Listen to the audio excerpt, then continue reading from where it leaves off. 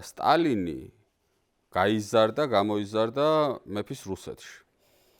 მე ყველგან ვხედავ, რომ ის მმართველობის სტილის იღებდა იქიდან, მეფის რუსეთიდან, უბრალოდ მან იცოდა, რომ მეფე ჩამოაგდეს და ბოლოს დახვრიტეს. ანუ თვითონ მათ ბოლშევიკებმა დახვრიტეს.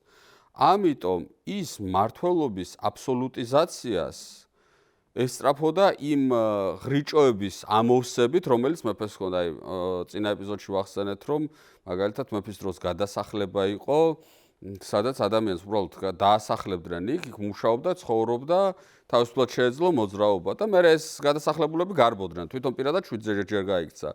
ამიტომ იქ კი არ უნდა გადაასახლო მარტო. უნდა შემოუღობო იქ, ჩეკისტები, NKVD-შნიკები დაუყენო, ვერსად ვერ გაიქცეს და ძალით ამუშაო.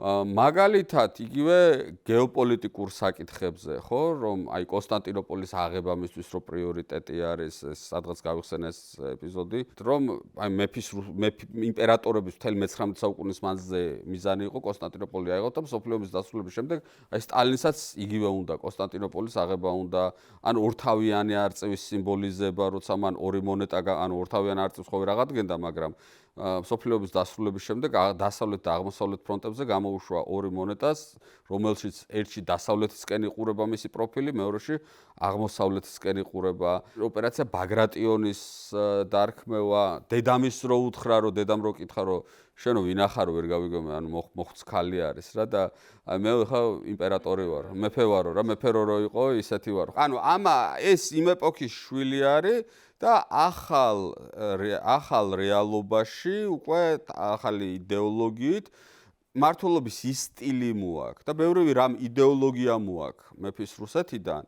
და შესაბამისად იქ რაღაცა კოლექტიური მმართველობა რო პოლიტბიურო წყვეტს და ასე შემდეგ ეს არ გამოვა. ანუ ის ძველი ბოლშევიკები უნდა გაიწყვიტნონ, უნდა ამოიხოცნონ იმისთვის რომ როცაახლები მოვლენ ის იმ ახლებთან იყოს ბევრად მაღლა.